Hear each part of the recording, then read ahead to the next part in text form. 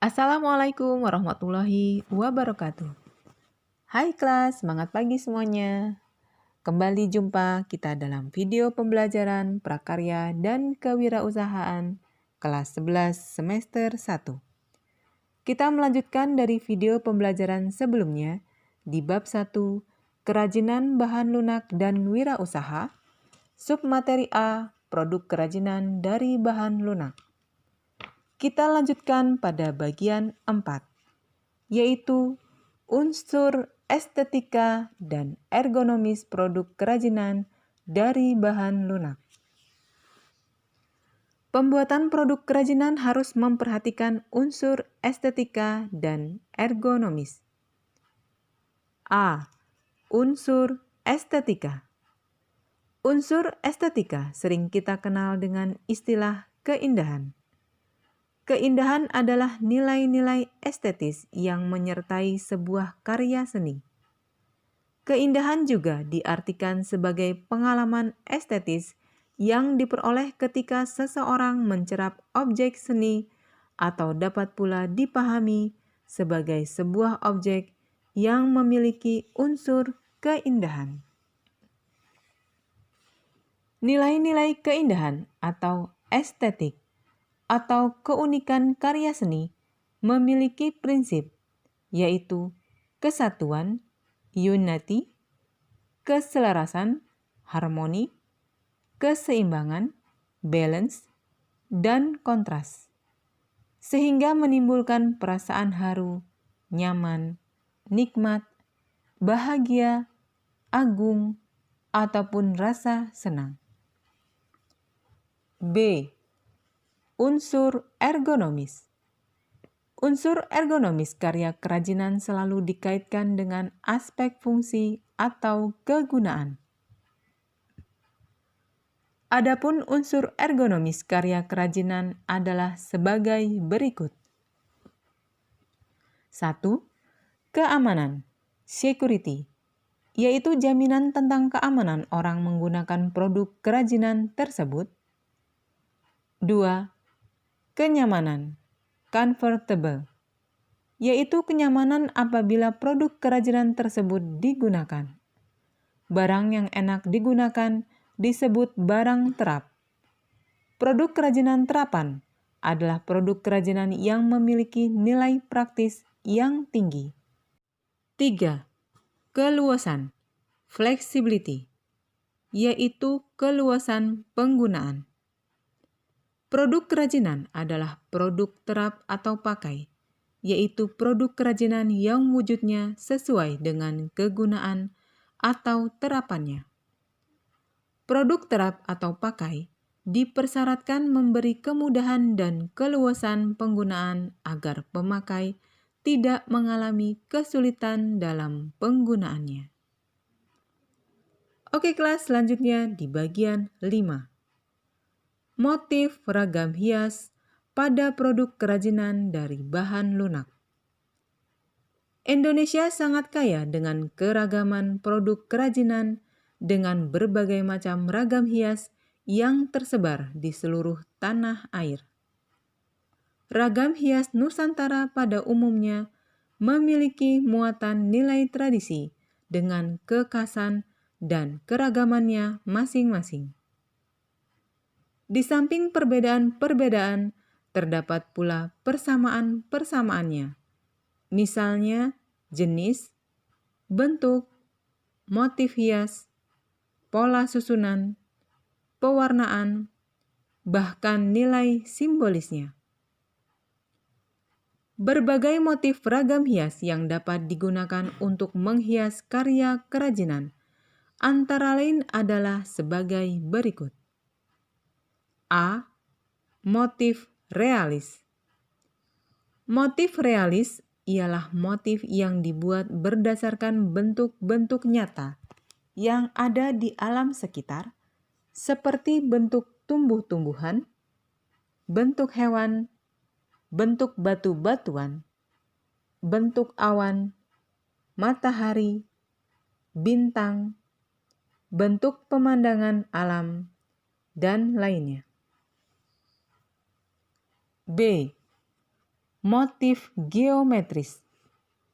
Motif geometris ialah motif yang mempunyai bentuk teratur dan dapat diukur menggunakan alat ukur.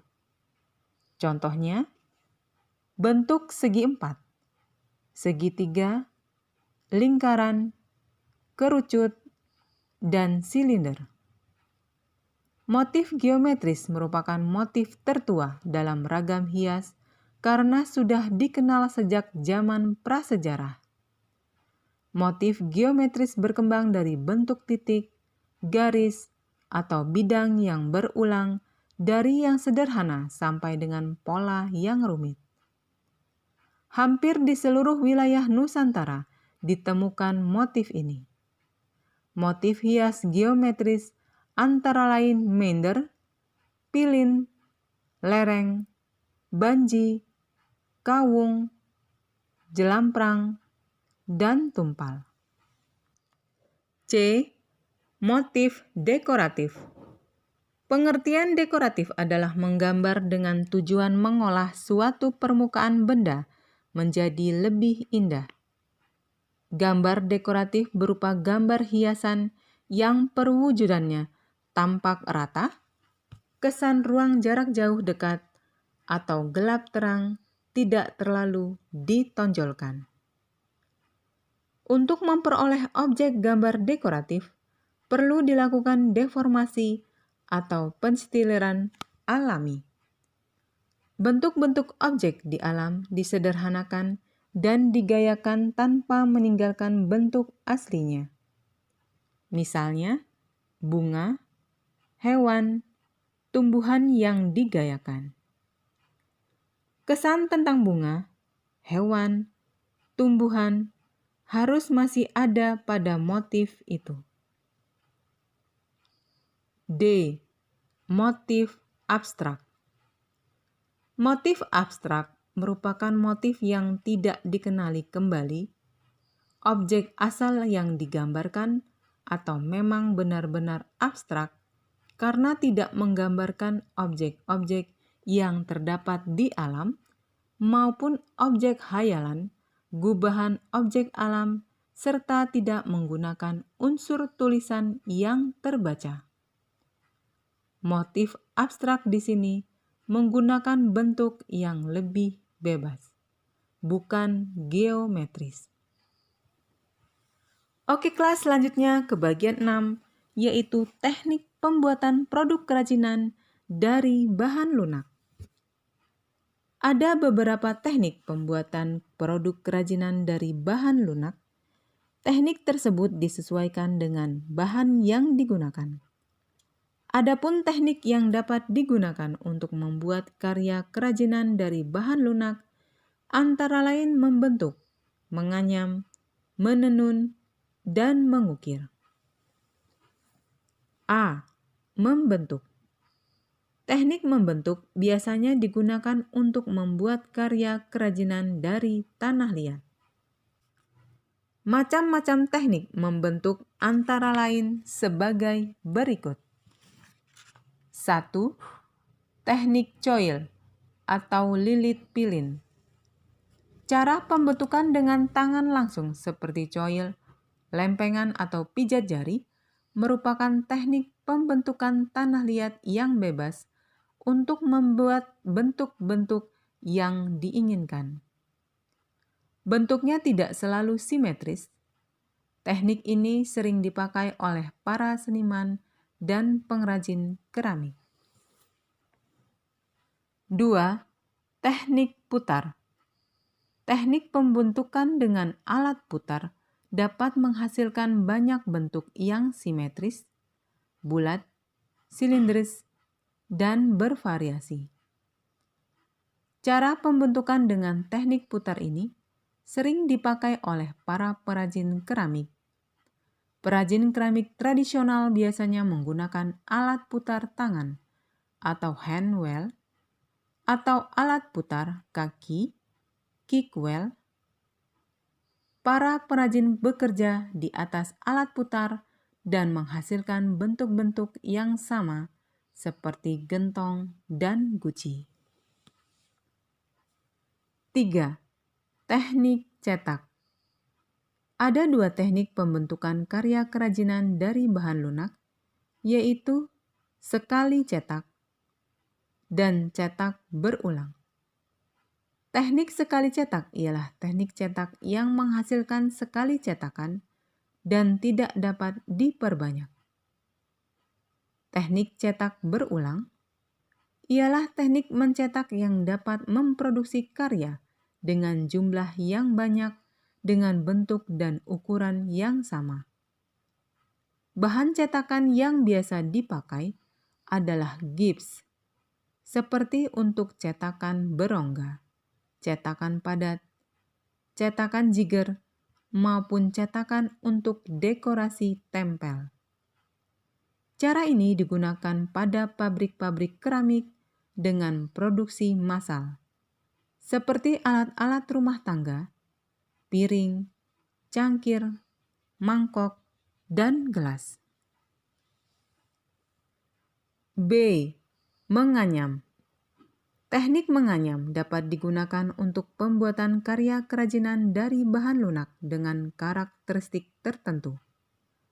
Bahan baku yang digunakan untuk membuat karya kerajinan dengan teknik menganyam ini berasal dari berbagai tumbuhan yang diambil seratnya, seperti rotan, bambu, daun lontar, daun pandan, serat pohon, pohon pisang, eceng gondok, dan lainnya. Contoh karya kerajinan dengan teknik menganyam seperti keranjang, tikar, topi, dan tas. C. Menenun. Teknik menenun pada dasarnya hampir sama dengan teknik menganyam. Perbedaannya hanya pada alat yang digunakan. Untuk anyaman, kita cukup melakukannya dengan tangan manual dan hampir tanpa menggunakan alat bantu. Sedangkan pada kerajinan menenun, kita menggunakan alat yang disebut lungsin dan pakan. Pada beberapa daerah di wilayah Nusantara, terdapat kesamaan teknik namun berbeda dalam ragam hiasnya. Hal inilah yang menjadi ciri khas dari suatu daerah dengan daerah lain. Misalnya kain ulos dari Batak, kain tapis dari Lampung, kain torso dari Jepara, dan kain songket yang dibuat di Sumatera, Bali, Kalimantan, dan Sumbawa. D. Membordir. Ketika memakai pakaian, hal yang perlu diperhatikan selain mempertimbangkan aspek kegunaan dan kenyamanan, perlu juga diperhatikan aspek keindahannya. Salah satu yang dapat ditonjolkan dari pakaian dan kebutuhan sandang lainnya adalah hiasannya. Di samping batik, penerapan motif atau ragam hias pada pakaian dapat juga diterapkan dengan bordir. Bordir merupakan hiasan dari benang pada kain. Istilah lain yang hampir sama dengan bordir adalah sulam. E. Mengukir. Teknik mengukir adalah kegiatan menggores, memahat, dan menoreh pola pada permukaan benda yang diukir. Dilihat dari jenisnya, ada beberapa jenis ukiran, antara lain ukiran tembus atau kerawangan, ukiran rendah, ukiran tinggi atau timbul, dan ukiran utuh. Pada umumnya, teknik mengukir diterapkan pada bahan kayu. Namun teknik ini dapat pula diterapkan pada bahan lunak seperti sabun padat dan lilin. 7. Perencanaan proses produksi kerajinan dari bahan lunak. Untuk membuat produk kerajinan, diperlukan perencanaan yang matang. Misalnya produk kerajinan pakaian. Dalam perancangan produk kerajinan pakaian, diperlukan berbagai interaksi ilmu pengetahuan. Misalnya pengetahuan tentang kebiasaan masyarakat, antropologi dan sejarah, ukuran badan antropometri, ukuran pakaian, standarisasi, bentuk dan perhiasan, pendidikan moral, etika, gaya hidup, pengetahuan bahan, fisik, teknik pembuatan, rekayasa, perhitungan biaya produksi, akuntansi, promosi, publikasi, pemasaran, marketing, kemasan, desain, dan ilmu yang lainnya. Perencanaan produk kerajinan umumnya lebih menitik beratkan pada nilai-nilai estetika, keunikan, keterampilan, dan efisiensi. Sementara dalam pemenuhan fungsinya, lebih menekankan pada pemenuhan fungsi pakai yang lebih bersifat fisik, misalnya benda-benda pakai, perhiasan, furniture, dan sandang. Sistem produksi merupakan sistem integral yang mempunyai komponen struktural dan fungsional. Komponen struktural yang membentuk sistem produksi terdiri atas bahan atau material, mesin dan peralatan, tenaga kerja, modal, energi, informasi, tanah, dan lain-lain. Komponen fungsional terdiri atas supervisi, perencanaan, pengendalian, koordinasi, dan kepemimpinan, yang kesemuanya berkaitan dengan manajemen dan organisasi. Suatu sistem produksi selalu berada dalam lingkungan, sehingga aspek-aspek lingkungan seperti perkembangan teknologi, sosial, dan ekonomi, serta kebijakan pemerintah sangat mempengaruhi keberadaan sistem produksi itu. Produk kerajinan umumnya diproduksi ulang atau diperbanyak dalam skala home industry. Oleh karena itu, dibutuhkan persyaratan-persyaratan tertentu yang harus dipenuhi dalam proses perancangannya. A. Pengelolaan sumber daya usaha.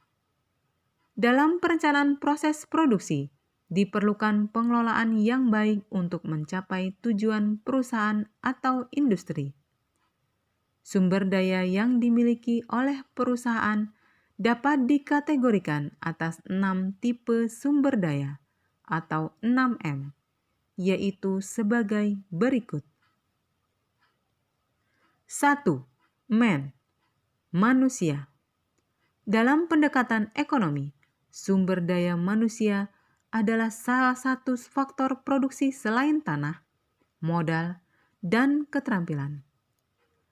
Pandangan yang menyamakan manusia dengan faktor-faktor produksi lainnya dianggap tidak tepat, baik dilihat dari konsepsi, filsafat, maupun moral. Manusia merupakan unsur manajemen yang penting dalam mencapai tujuan perusahaan. 2. Money, uang. Money atau uang yang merupakan salah satu unsur yang tidak dapat diabaikan. Uang merupakan alat tukar dan alat pengukur nilai. Besar kecilnya hasil kegiatan dapat diukur dari jumlah uang yang beredar dalam perusahaan atau industri. Oleh karena itu, uang merupakan unsur yang penting untuk mencapai tujuan karena segala sesuatu harus diperhitungkan secara rasional. Hal ini akan berhubungan dengan berapa uang yang harus disediakan untuk membiayai gaji tenaga kerja, alat-alat yang dibutuhkan dan yang harus dibeli, serta berapa hasil yang akan dicapai dari sesuatu organisasi. 3. Material atau fisik. Perusahaan umumnya tidak menghasilkan sendiri bahan mentah yang dibutuhkan, melainkan membeli dari pihak lain. Untuk itu, manajer perusahaan berusaha untuk memperoleh bahan mentah dengan harga yang paling murah, dengan menggunakan cara pengangkutan yang murah dan aman. Di samping itu, bahan mentah tersebut akan diproses sedemikian rupa sehingga dapat dicapai hasil secara efisien. 4. Mesin atau teknologi. Mesin memiliki peranan penting dalam proses produksi setelah terjadinya revolusi industri dengan ditemukannya mesin uap, sehingga banyak pekerjaan manusia yang digantikan oleh mesin. Perkembangan teknologi yang begitu pesat menyebabkan penggunaan mesin makin menonjol. Hal ini karena banyaknya mesin baru yang ditemukan oleh para ahli sehingga memungkinkan peningkatan dalam produksi. B. Metode atau metode. Metode kerja sangat dibutuhkan agar mekanisme kerja berjalan efektif dan efisien. Metode kerja yang sesuai dengan kebutuhan perusahaan, baik yang menyangkut proses produksi maupun administrasi, tidak terjadi begitu saja, melainkan memerlukan waktu yang lama. 6. Market atau pasar. Memasarkan produk memiliki peran yang sangat penting, sebab jika barang yang diproduksi tidak laku, proses produksi barang akan berhenti. Artinya, proses kerja tidak akan berlangsung. Oleh sebab itu, penguasaan pasar dalam arti menyebarkan hasil produksi merupakan faktor menentukan dalam perusahaan. Agar pasar dapat dikuasai, kualitas dan harga barang harus sesuai dengan selera konsumen dan daya beli konsumen. B. Menentukan fungsi dan kualitas produk kerajinan. Dalam merancang produk kerajinan, seorang pengrajin harus memperhatikan 3 hal sebagai berikut. 1. Bentuk. Yang dimaksud bentuk pada produk kerajinan adalah wujud fisik. Bentuk ini selalu bergantung pada sentuhan keindahan. Karena itu pula, dalam proses penciptaan, seorang pengrajin harus menguasai unsur-unsur seni seperti garis, tekstur, warna, ruang, dan bidang. Selain itu, seorang pengrajin harus menguasai prinsip-prinsip seni seperti irama, keseimbangan, kesatuan, harmonisasi, kontras, dan sebagainya. 2. Fungsi. Dalam pembuatan produk kerajinan, seorang pengrajin harus mampu menghubungkan bentuk dan fungsi sehingga karya yang dihasilkan dapat memenuhi fungsi sementara bentuknya tetap indah. Pembuatan produk kerajinan harus benar-benar memperhatikan aspek kenyamanan. 3. Bahan. Pengetahuan, pemahaman, dan penguasaan terhadap bahan harus dimiliki seorang pengrajin. Dengan adanya pemahaman terhadap bahan, ia akan mampu menemukan teknik pengolahannya. Dengan teknik yang tepat, akan dihasilkan karya kerajinan secara optimal karena setiap bahan selalu memiliki karakter yang berbeda-beda. Tanah liat berbeda karakternya dengan lilin. Semen berbeda karakternya dengan gips. Bahkan setiap jenis kayu memiliki karakter sendiri-sendiri. Setiap bahan memerlukan teknik penggarapan yang berbeda-beda. Karakter setiap bahan tersebut pada umumnya ditentukan oleh susunan unsur-unsur pembentuknya. Seorang pengrajin harus mampu memadukan aspek bentuk, fungsi, dan bahan agar hasilnya optimal. Ketiga aspek tersebut saling berkait dan bekerja sama. C. Menentukan segmentasi pasar. Penguasaan pasar dalam arti menyebarkan hasil produksi merupakan faktor menentukan dalam perusahaan. Agar pasar dapat dikuasai, kualitas dan harga barang harus sesuai dengan selera konsumen dan daya beli atau kemampuan konsumen. Faktor pemasaran dapat dikatakan berhasil jika jangkauan pasar makin luas dan masa produksi dapat bertahan dalam waktu yang lama. Untuk itu, hal-hal yang perlu dipertimbangkan meliputi sasaran pasar, selera konsumen, citra produk, saluran distribusi, dan penentuan harga. D. Menentukan bahan atau material produksi. Pada karya seni kerajinan, seorang pengrajin harus mampu menghubungkan bentuk dan fungsi, sehingga karya yang dihasilkan dapat memenuhi fungsi, sementara bentuknya tetap indah.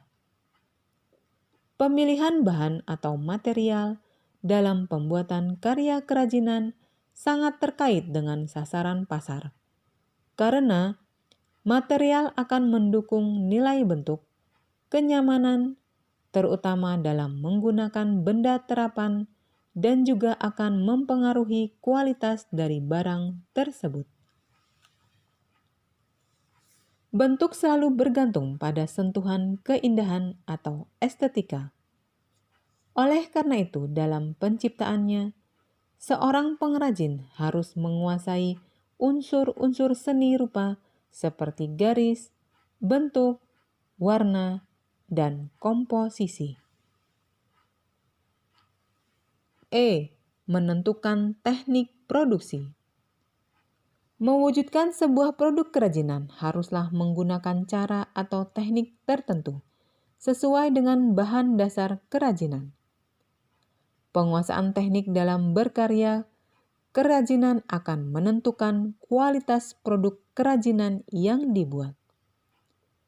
Beberapa jenis kerajinan memiliki alat dan keterampilan khusus untuk mewujudkannya. Teknik produksi kerajinan disesuaikan dengan bahan, alat, dan cara yang digunakan. Oke kelas, sekian dulu video pembelajaran kita kali ini. Insya Allah kita akan lanjutkan pada video pembelajaran selanjutnya yang akan kita bahas pada bagian B, yaitu produksi kerajinan tanah liat. Oke kelas, thank you. See you next time. Wassalamualaikum warahmatullahi wabarakatuh. Bagi yang belum klik subscribe-nya ya, dan klik tanda loncengnya agar tidak ketinggalan video-video saya selanjutnya. Terima kasih.